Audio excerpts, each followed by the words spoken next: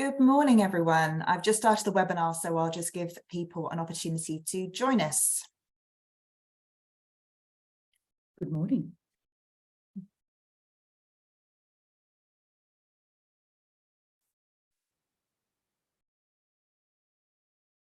Yeah, we have loads of people starting to join us.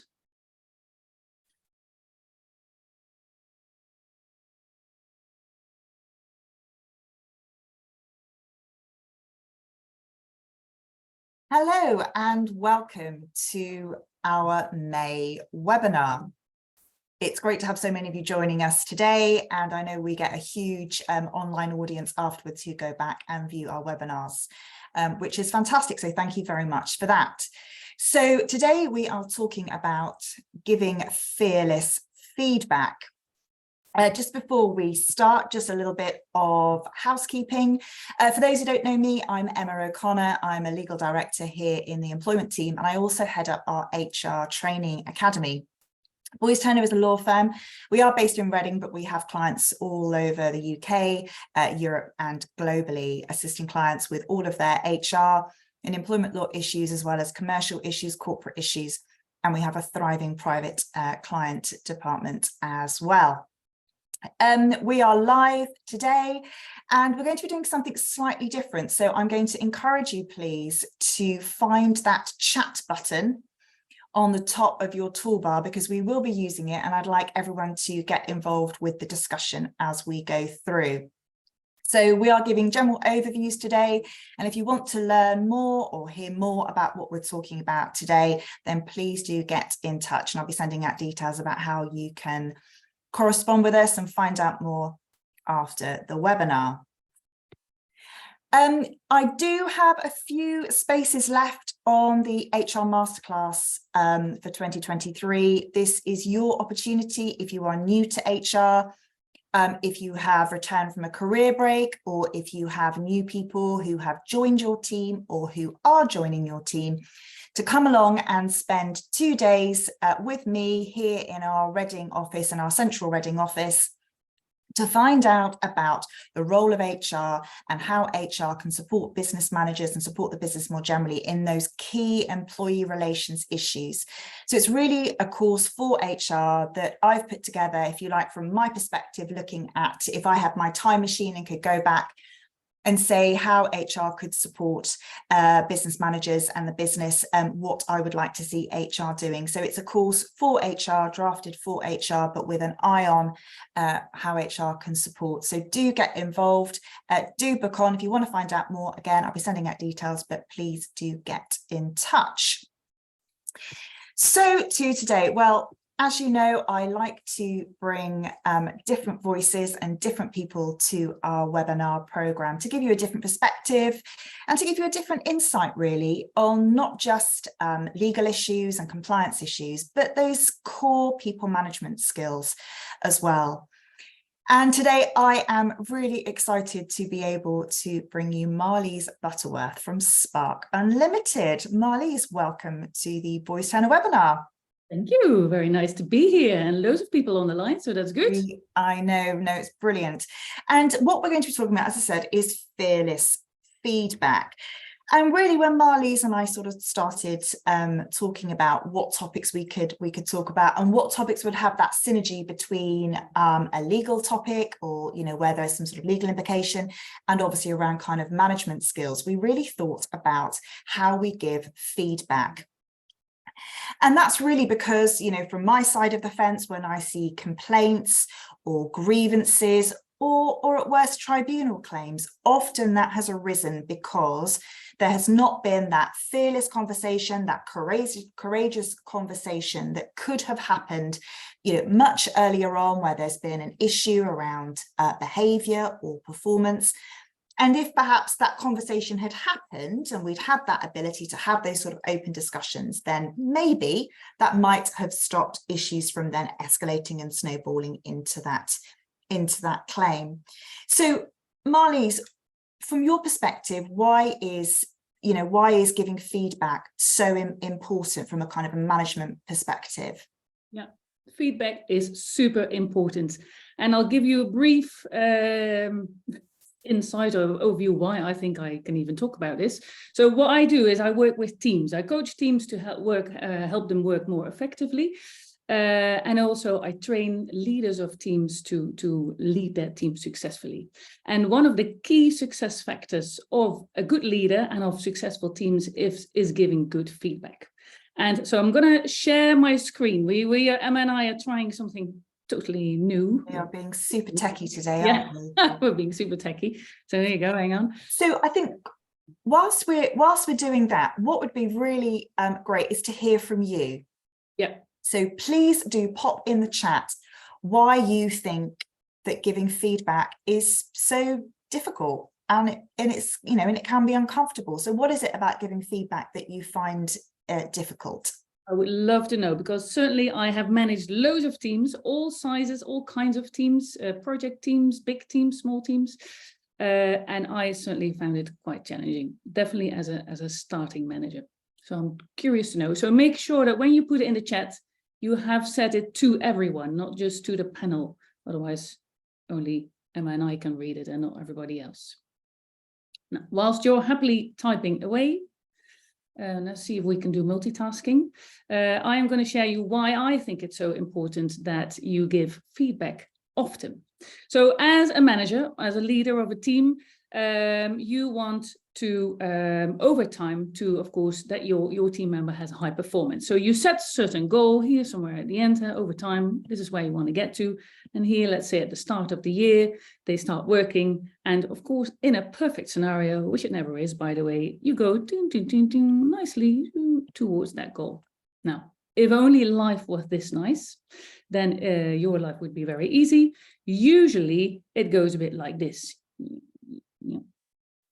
And feedback, I always say, keeps people on track in both ways. So if a person is going this way, what you don't want is that at the end of the year, they end somewhere here, because then, of course, you have a big gap. So in order for people to know that this is where they're heading towards, you need to give them feedback to make sure they get back on track. And same the other way around, if they are overperforming and they're doing really well, it would be really cool if they would end up here, wouldn't it? So you want, and this is, people crave for acknowledgement and positive feedback. So what you want to hear is to encourage this performance, telling them they're doing really well. You'll be surprised how often people don't know they're doing really well. And really, basically, you want to encourage this behavior they are showing. So that's why you need to give feedback, to keep people on track towards the goal, or even better, of course, perform even better than you had planned. There you go. That's my explanation of why feedback is important. Yeah, I think just to say, if people could put it in the Q&A, that would be really helpful. Thank you, Ian. Yeah, pop your thoughts and your views in the Q&A, and then we can pick that up. I think where I see it is around this issue of, I suppose, going too early. So what you're kind of saying there in that diagram is that, you know, people do have off days, and when do you have that conversation? It might be that somebody can naturally kind of pull back onto that trajectory. So I suppose it's timing is kind of important in this. Time is super important, timing. I think people have a tendency to wait till end of year review. I'm going to gather some feedback about the whole year. That's a problem, because, of course, it can never be a surprise at the end of the year if somebody is not doing great. So if you've waited till the end of the year or the mid-year, if you're lucky, then, and it's not going that great, then I would say you're a bit late. So I would say do it little and very often. I always tell leaders of teams, of managers, to have a regular one-to-one. I would say ideally every week. Otherwise bi-weekly if you've got too many people in your team, but have regular one-to-ones and make it normal. So make it part of your one-to-one. Hey, let's talk about feedback.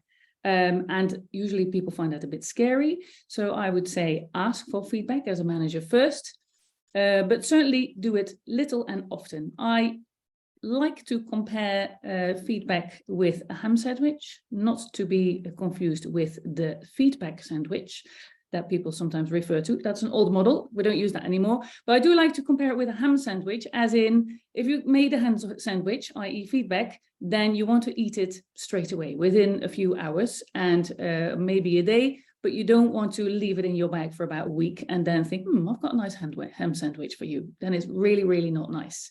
You need to be in there straight away. It avoids the problem festering and getting bigger and bigger. Because if you leave it, it becomes this big thing, this big elephant in the room. So you need to do little and often. Exactly, and that's kind of the messaging that we say, particularly around when there's issues of conduct and performance. Nothing should be a surprise. It shouldn't be that you get to the end of year review and then it's like this whole kind of, and another thing, it's December 2023 and I'm going to talk about something that happened in January 2023. It's too, and that's when I think you end up with that conflict situation, because immediately somebody's feeling under threat and under attack. And our first form of defense is obviously going to be attack.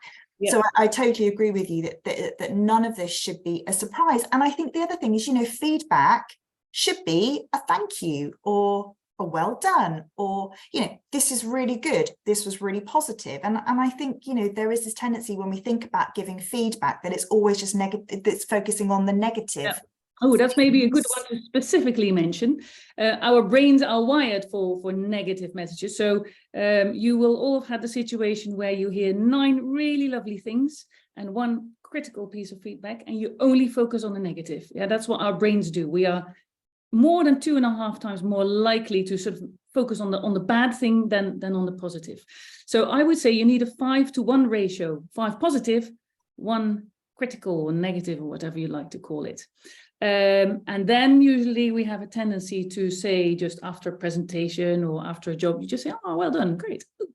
But then you actually don't really know what you've done well. So yeah, we might come on to it later, but I always say, make it super specific. What made it that you've done, that it has gone so well when they've done a presentation? Was it their pace? Was it the examples they used? Was it fantastic slides with a picture and not so much text? I don't know, but really be specific. I think another reason why these conversations are difficult and people don't like to have conversations is because, as leaders, we like to feel in control. And I think, it's kind of it's a little bit like opening Pandora's box, isn't it? Yeah. Once you've sort of opened either it's the, behavior or the performance or, whatever it might be box, it's almost like, how am I going to close it? So I wonder if you've got any sort of thoughts on, this idea about how can you control, the process and stop it sort of, turning into this sort of big snowball. Yeah. And I'm going to link it to what one attendee put in the question answer. Yes. How it's difficult because it might come across as that you're telling them off or attacking them, and then they go into defense and it becomes this really big conversation. So my first top tip, and I'm repeating what I already said, is to make it normal, i.e. to focus on building trust between you as a manager and your team member. So build that relationship.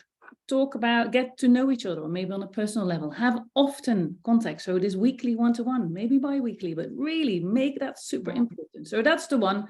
Do it on a base of trust. So therefore it will then come from a place of trust and come from a place of good intention. Now, one thing I learned recently about, and I'm going to show you a bit of my best drawing. I'm going to share this again. It takes a little while. Well, yeah, there's my screen. So, and this is specifically to the question that one, no, it wasn't really a question, but a remark that somebody put out there is how difficult it is and how it feels like you're telling them off and how it's attacking them. And this is normal. So one thing I learned is about a concept called cognitive dissonance. So what usually happens is this is you as a feedback giver, you've got all sorts of positive intentions, but at the same time, you have got some feedback that maybe is a little bit negative. So you say something negative.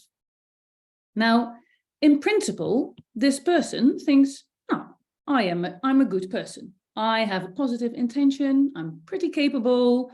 I'm here to do a good job. There are, of course, people who are there to set out not to do a good job, but I would think that 99 out of 100 people set out with positive intention and try really doing a good job.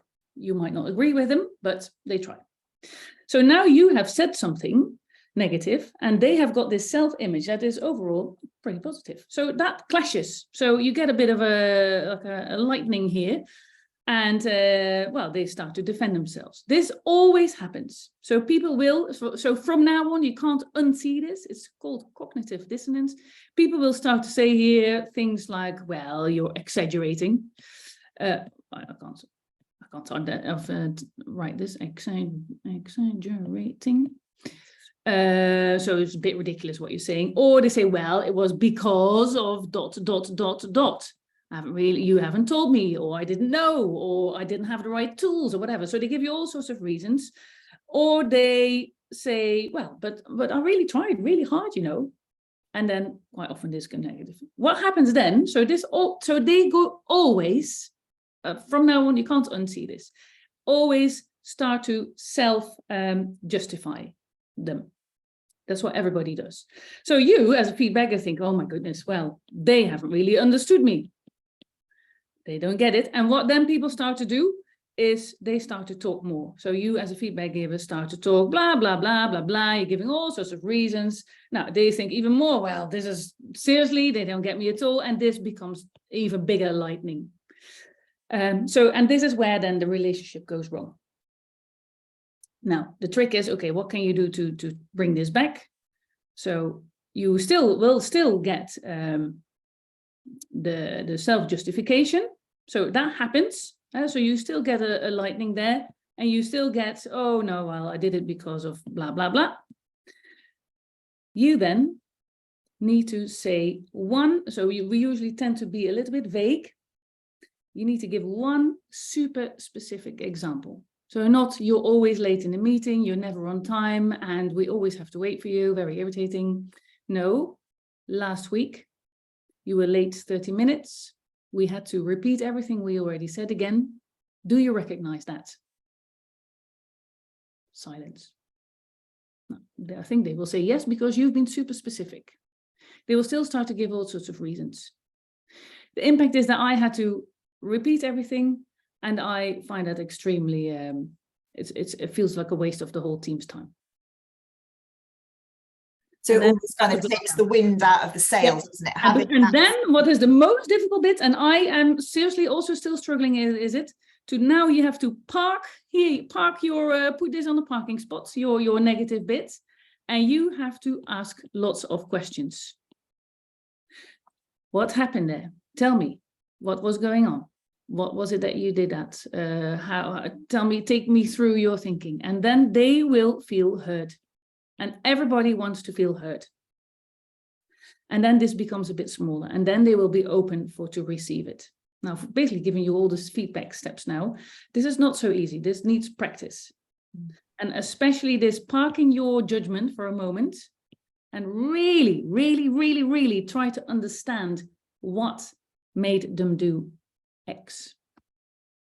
So as a manager, is it that we want to justify why we've raised the negative comment? Is that why we kind of give these sort of vague, you're always late to a meeting, you're never prepared for a meeting?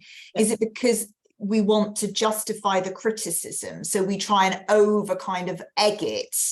Or do we say it in that sort of, you're always doing this because we want to soften the message?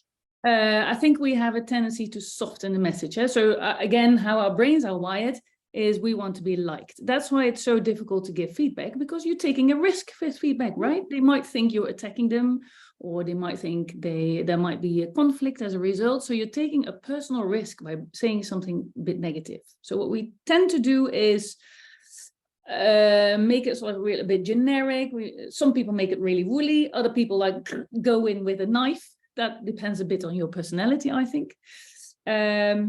But the trick here, and I really want to, hopefully this is one of the takeaways, is to use observable behavior, i.e. things that you've seen and heard, things that you could imitate and replicate if you needed to, and to choose one very specific moment. So not, oh, you're always indeed late, or you're never on time with whatever, when I give you, or you have a tendency to be, tend to talk very long. No, when you did this, you said this. Do you recognize that? And because it's so specific, people basically can't really deny. And that's another reason why you can't wait with 6 months, because A, you won't remember yourself what the exact observation was, and B, they definitely won't remember what it is you're on about. So it's another reason that you need to be basically as soon as possible after the event. Say, hey, listen, can we have a chat? We need to talk about this. You sometimes find that with feedback, it's more about how the manager is frustrated with a situation, and maybe they're taking that frustration out on the individual. Yes, it's almost like we practiced this, but we didn't actually practice this. No, we didn't. In this way. It's organic conversation. Yes, Emma. Yeah. No, definitely. So I actually always say, before you give any feedback, you need to have a conversation with yourself first. One of my favorite one-liners, maybe I need to write it down. Behind every frustration is an unmet need. I'm going to repeat it, people on the line. Behind every frustration is an unmet need. So just imagine, this didn't happen, obviously, because Emma and I here are on time, but imagine that Emma was way too late and that I was getting really annoyed with Emma. Then, of course, what people usually do is starting to blame, in this case, Emma, you're late and I had to wait, that's really annoying, and then I couldn't start the webinar on time. Usually it is my frustration comes from my need to be on time. Actually, I have a really strong need to be on time. The Reading traffic tried to hold me back, Marlies. I know, but so, and that has to do with valuing maybe my time or your time. It has to do with, are you taking me serious? So I probably would think a bit about, I have a need to be taken serious. And for me, that implies you need to be on time. So whilst I am, in this case, would be frustrated with Emma because she's late, my emotion, my annoyance, my anger is because I have this unmet need. So back to feedback, I would always say, before you give any feedback, have a conversation with yourself. Could have it in a mirror, doesn't have to be out loud. Hey, why is this behavior triggering me? And I guess the other one, which is important, and that is what we talked about before, is, hey, there is actually a difference between feedback on one hand and addressing behavior on the other. So let me, shall I share the screen again? Let's do this. I hope. There is a slight delay in the sharing the screen. So there is quite a big difference actually between feedback and addressing behavior. And even I use the terms as one, and I tend to use just feedback. But when you give feedback, the intention is very much for you to help your team member grow. I'm using a flower. So the intention should be, okay, even though it might be negative, so say after presentation and they gave way too many details and went on really long, but you want your team member to become a really good presenter for this senior team. So you're giving negative feedback, but really your intention is to help them grow. Also, if they don't change it, it's not your problem, is it? In the end, because it is their problem. So if they don't change it, can I draw a little person who does? Well, it may affect, I suppose it might affect them, because obviously with things like promotion or pay or bonuses, but it's like that classic, isn't it? Somebody is always a 3 out of 5. Yeah, but they are then, that's their problem, so to say. If they don't change, it's their problem, not yours. And that is the difference with addressing behavior.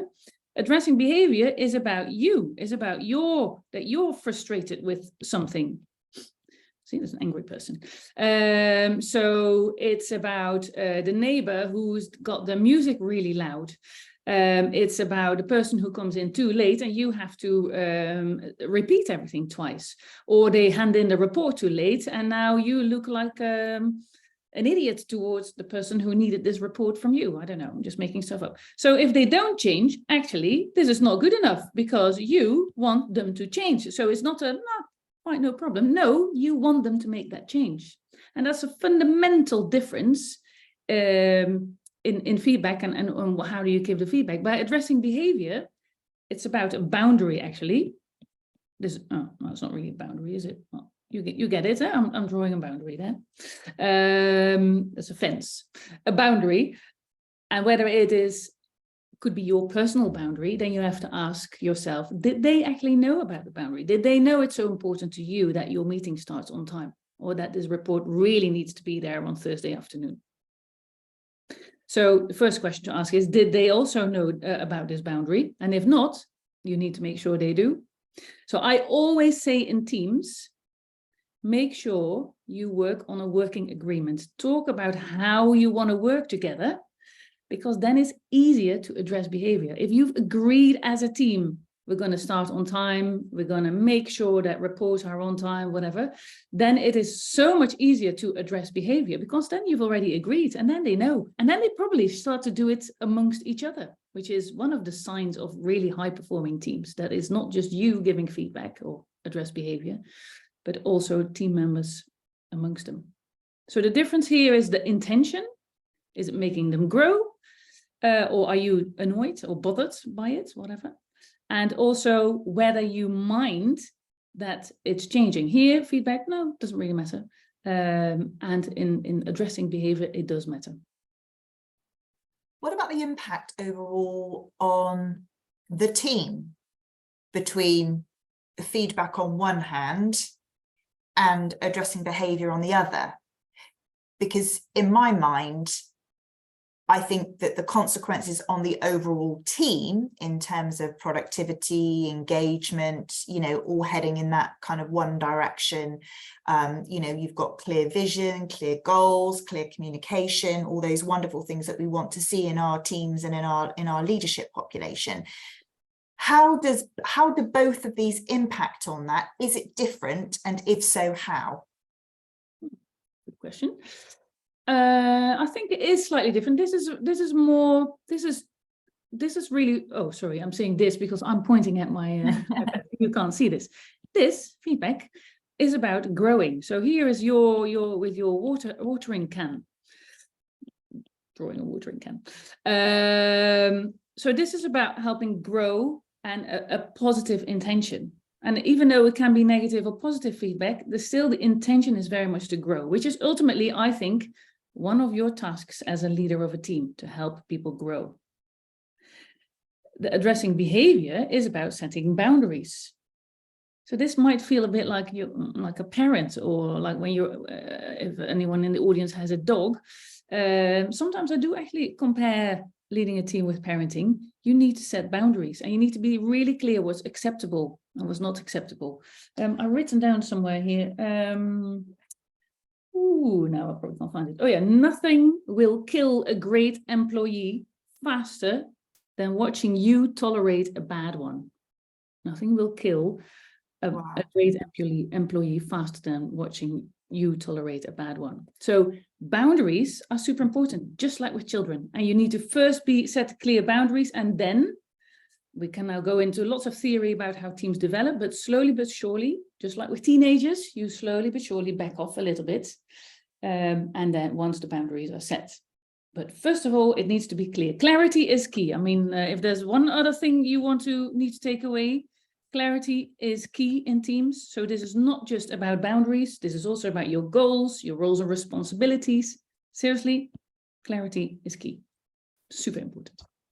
I don't know. Has that answered your question? Yeah, no, it has. Thank you. And I think, yeah, I think it's about, you know, you're absolutely, you know, feedback is about, you know, encouraging, supporting, nurturing, making sure that somebody is, you know, at 12 o'clock on that performance clock. And, you know, I think you're right in terms of behaviors. It's about, you know, setting those boundaries, setting those expectations, particularly around, you know, working patterns, working times, working hours, particularly now that we're seeing that people aren't in the office perhaps so much, or they're working remotely. And I think that frustration, I can't see them, I don't know what they're doing, are they working, are they doing this, are they doing that? Again, that's I am frustrated by this as a manager, this point about behind every frustration is an unmet need. But again, you know, what are the boundaries? What are the expectations? Checking in times, core working hours, whatever that might be. So I think that's, you know, something that I think is incredibly it's fundamental, isn't it? Particularly, when we think about how people are working. And I think, just going back to the questions, so this idea of having this clarity, and I think you're absolutely right, this sort of scattergun approach. And again, I always say this with things, around performance management or conduct, avoid having a dartboard and just throwing loads and loads of darts and hoping that one of them will stick. It just doesn't work, and actually I think it devalues your argument. You're better off having one or two things that actually you've got concrete evidence for, you can support and back up, rather than going, we're going to throw everything at it and see what happens. But somebody said here, might giving one example in feedback and focusing on one situation, could this potentially look as if you're making a big deal out about one thing rather than a pattern? Yes, well, yes is the quick answer. Let me see, how shall I answer this? So I guess back to the often and little is better than waiting till the mid-year review and the end of year review. So if you wait till the mid-year review, you come with one very specific examples and go on and on about that, then I'm sure your team member thinks, okay, seriously, what are they on about? However, if you do it, of course, fast and often, you just have, at the end of the week, you point to something very specific. Now, I think what's really important to remember is ultimately the sharing one example and the impact on you is the start of a conversation. And what the next step that is way more difficult and for which you need to develop probably a bit patience as well, which is the bit about really trying to understand them. So asking questions where they came from. So almost instead of going to sit opposite, you're now going to stand next to them and think, okay, now I'm going to try and, with all my willpower, try and view this from your perspective. Try and what made you do this. So I think ultimately it will lead to the person will feel heard, and therefore it won't feel like you're making an elephant out of a molehill. Or is this a Dutch proverb? Mountain out of a molehill. A mountain. Sorry. Lost in translation. I may have mixed. I might use that, elephant. Yes. So ultimately what you want with this one example is not, what you don't want is to indeed that you're making a ridiculous big deal out of it, but because you use one example, you can actually, they will remember it, I hope. And they won't say, no, but that was just then, and I did all these reasons. Okay, but this was happened then. And because you do it often and little, it is part of a bigger plan almost. So we've talked about what is giving feedback. We've talked about why it's difficult, or why we perhaps perceive it's difficult. And we've talked about the differences between giving feedback and addressing poor behavior or behavior that either is frustrating or we find frustrating. So I guess the next phase is really to kind of move on in terms of how can we then give that feedback or address that behavior without damaging the employment relationship. And that really is in the bit about really, and I mean really, trying to understand where they are coming from. So that is about how so I have got these steps, process steps, which is first you get, maybe I should share it. But of course, we're not going to do a full training here today. The 4 steps, and I'm giving you 5 because the first one I have really called a step. That's why it's step 0 is to get a micro yes. So that's about, hey, could we have a quick conversation? Could we have a conversation about how that presentation went? The person will in their head say, okay, or they will say no. But what this is for your brain, to make sure your brain knows, oh, something is coming. And also, of course, gives you a sense of autonomy, because you could say no, or you can say, well, I haven't got time now, but I do have time now as a receiver of the feedback. So this is all just to get it. That's why I call it brain-friendly feedback. Then comes the bit about giving the feedback. So that's what we talked about. The observation, the one thing that you've seen. Do you recognize this? Yes, I do. Or no, you don't. Well, if they don't, then you need to probably find another example. or you need to really spell out. That's why it's so important to have something that you've seen yourself. Anyway, and then the impact on you, the impact, whatever. Then step 2, this is the bit why it is different from, so I've given many feedback trainings what focus just on the observation and the impact, and then, okay, what we're going to do next. The bit that makes it without damaging the relationship, and I would probably even say building stronger relationship, is to genuinely try and find out what is their truth. So to park your frustration, to park your, why you think is ridiculous, or why you think they should hurry up, or whatsoever, and to really find out what happened there. And then at the end, because you're not going to just, it's not like you're going to let them try and convince you. That might happen, by the way. You might think, oh, actually, no. Okay, I can see where you come from.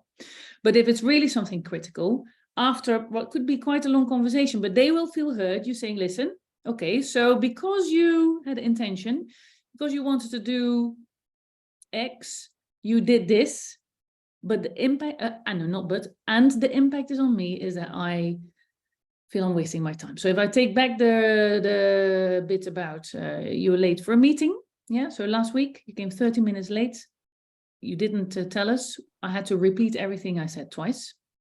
Now tell me what went on. Well, was it traffic? Okay, so now you have a really, so don't leave it at that. Really try and find it. Okay, so the traffic was really bad. You know the bridge in Reading was closed for a long time. So you actually knew it. So you know that you didn't build in enough time. The impact was that I had to repeat everything I said twice. Silence. That's difficult.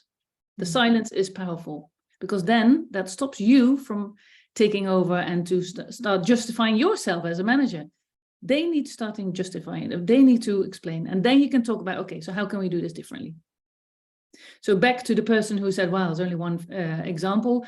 I'm assuming if a person is late once, that doesn't matter. The problem will be here that they have been late 5 times. But don't then say you're always late. Again, make it specific. You were late the last 3 meetings. And the last meeting we were at, you were late half an hour. Because I looked at my watch and we had to repeat everything. Took double my time. I feel you're not taking me seriously. Does that answer the question? No, I think absolutely. And I think that point about, you know, silence, that's the key, isn't it? That's almost like, that's the penny drop moment. And, you know, you're right around, you know, clarity, expectations, boundaries, being that proactive manager. And what would be really helpful and really nice, actually, if people could kind of just put in the chat, maybe something they've learned, or maybe something that they're going to do differently around kind of giving feedback, or what their approach might be. So do, you know, pop it in there, pop it in the Q&A. But I think really, you know, there has to be a kind of a call to action, and, you know, appreciating what those issues are and the difficulties around, you know, we don't like it, we don't like the conflict, we don't, you know, we want to be liked, we want to be the kind of, you know, the fun boss, you know, the fun manager, the fun HR person, you know, we want to be that person who, you know, is liked. And sometimes I think as a manager, we have to realize that that's not always possible either. You know, sometimes somebody does have to be the grown up in the room.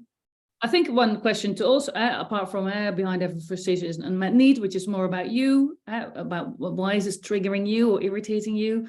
The other question to ask yourself is, okay, what am I allowing to continue if I don't bring this up? So if I give, this is my one memory of being a manager. I was a first-time manager, 30 blokes, it was a guy of 50. I was 23 at the time in a factory. He had taken a day off and hadn't agreed with me, and that was the rule. So we already had a clear boundary. We had a rule about this. He hadn't asked me. I said, in this case, we need to talk. Let's have a chat. So I said, listen, you took the day off. You didn't talk to me. That's not what we agreed. Left it at that. His response was, well, you know, Marlies, you could have been my daughter. So, yes, but you could have been my father. Yeah. And I think that was sort of an expression to express that it was very uncomfortable that I, as an indeed 23-year-old, was telling him off. And at the same time, he also said to me afterwards, Marlies, you know what? You're right to discuss it with me because it wasn't right. And you know what he said? He specifically said it. Most managers wouldn't have told me. And I thought, oh, thank you. And it taught me that, again, setting boundaries, being clear about them is so important, and doesn't make you a bad manager. People want this, a bit like your teenager. Your teenager needs safety and needs clear boundaries, and at the same time, you need to let it go sometimes. I've got 3 teenagers, that's who I am. Yeah, I've got 2. Yeah, and it's sometimes it is, you know, you do feel that the lessons that you learn in kind of leadership at work, you think, totally. you know, vice versa. Totally, but what are you allowing to continue if you don't discuss this? That's, I think, a good question to ask yourself.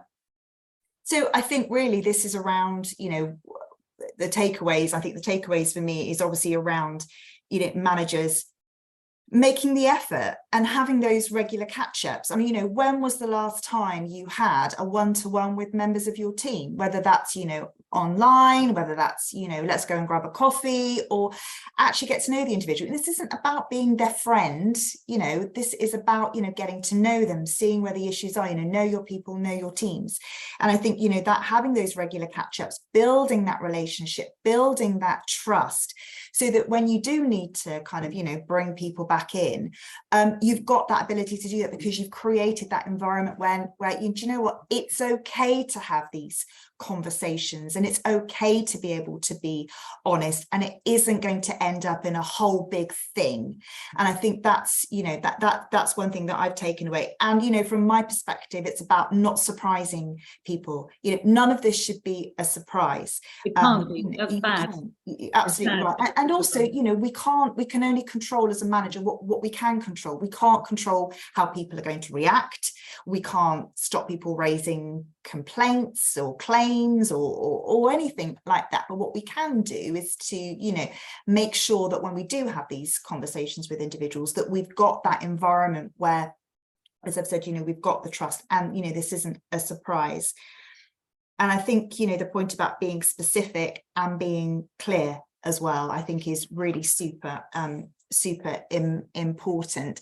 And, you know, none of this is, you know, so someone's written here, you know, do you believe in bi-weekly, monthly catch-ups? Are they more beneficial than the 6-monthly review? I think you need to have both, probably, but yeah. I would say bi-weekly, weekly if you can, if your team if it's manageable, but bi-weekly, seriously, minimum. And then you probably have your HR, sorry, Emma, your HR no, exactly. I think process on top of it. That is like a formality of what you've discussed. Yeah, and I think that's where we sometimes get a little bit confused between the let's have a coffee and a weekly chat up. How's everything going? How was last week? How was, you know, how was that presentation that you did, or how was that report? What have you learned? What could you do differently? How can I support you in that? This is kind of where I'm at, where we are with things. That's what that is. When we talk about the kind of the quarterly or the, you know, 6-monthly or even the yearly review, that's something slightly different, where we're looking at objectives and targets and that sort of thing. Well, I would say it's a formality. It's almost like a confirmation of what you've already discussed, because exactly. Because you've had these regular catch-ups, that the mid-year and the year-end is not a surprise. Yes, otherwise it will always be a surprise. So I think you need both. Yes, you do need both. I'm just sort of saying I think there's kind of a bit of a mindset difference between we have the 6-monthly appraisal, which we have to fill out a form and submit it, whereas the kind of the weekly catch-ups are a check-in. How's it going? Let's deal with that. You know, let's eat let's eat the ham sandwich now, rather than waiting, you know, six months. Yes. So where do we go with all this? What can we do? I think from my perspective, it's about having clear you know, clear policies, clear expectations. When I talk about policies, I mean around kind of behavior and attitudes, and you know, clear policies in terms of timekeeping and attendance, you know, what those expectations are from a kind of a, you know, a business perspective, and maybe a sort of, you know, overarching perspective. And I think training managers on that is really vital. But then we've got the training around how do we have these conversations and how do we give feedback training. I know, Marlies, you're doing some kind of work specifically on that. So what would sort of training and a sort of a program be? How would that sort of work, and how would that be shaped? Specifically on feedback or in general? Yeah. Well, feedback, it would be because I think we've concluded that giving feedback is difficult, certainly when it's critical, and there is a bit of an art to it, and you need to practice it, and because then you can feel the difference in terms of how it lands. So it would be really a training about, okay, so what is this then? What is observable behavior, and what does that look like, and how does it land, and what is it? So you would even practice about, okay, are we ready to move to the step 3, for example? Oh, sorry, you've got that. I haven't got that in front of you. So if you've asked them lots of questions, do they already feel heard? So you can check this. And so it's practicing and really feeling the difference. And because it's a skill, giving feedback is a skill, and I think it's an underrated skill. I think in general, people get promoted to a managerial role, usually because they're very good at their professional role. And we sometimes don't forget a bit about that actually managing people is a completely different skill set. And delegation is a skill set, and giving feedback is also a skill that you really need, as it is building a team. Yeah. One of the important skills you need as a manager. Yeah. And again, you know, that's something that new managers need to learn, but also, you know, managers that have been doing it for a while, you know, there is that sort of creep, I think, where our frustrations in ourselves, you know, we've got our own targets to meet, we've got our own appraisal objectives. I think that's where actually some sort of, you know, a step back and a look at how we can kind of, you know, give feedback fearlessly, but also honestly and in a targeted way that will actually have impact. Yeah. So I'll be sending out information about how you can get in touch with Marlies, but also, you know, let me know, is this something that you want to hear more about? Are you interested in us running a session that we can do either virtually or in person, where we can actually have a deeper dive into, you know, how do we give feedback and how can we, you know, give it effectively? Because you know, we can all have conversations, but again, you know, as we know, it's sort of, you know, words go in one end and they just sort of, you know, as the person who's the last written the last question, as in you say things, but then they don't want to hear the answer. So my outtake from that would be, okay, we probably need to practice that. How are you actually really bringing it, or they, and what is it that it's for some reason not landing? Yeah. So yeah.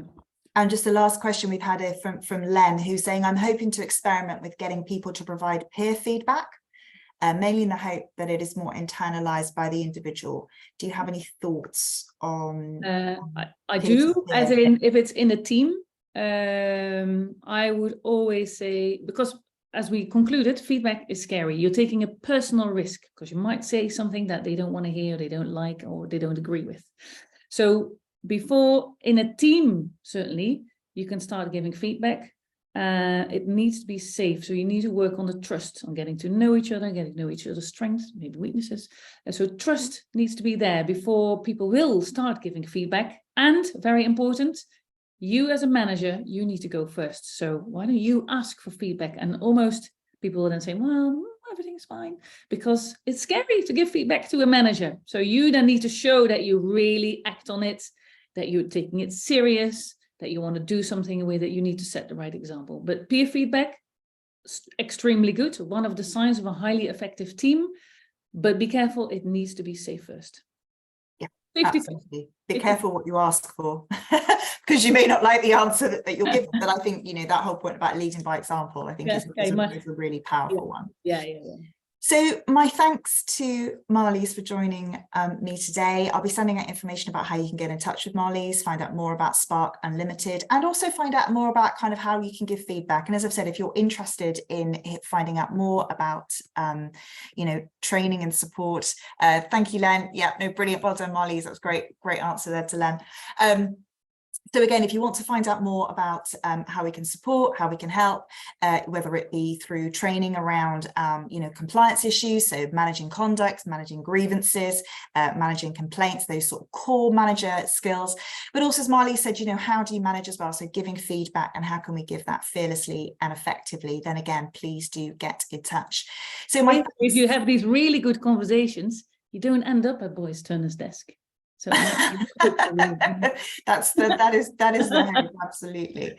So next month we will be talking about apprenticeships, and I'm super excited to be able to bring you another speaker about that. So again, join us. That's going to be on the 22nd of May.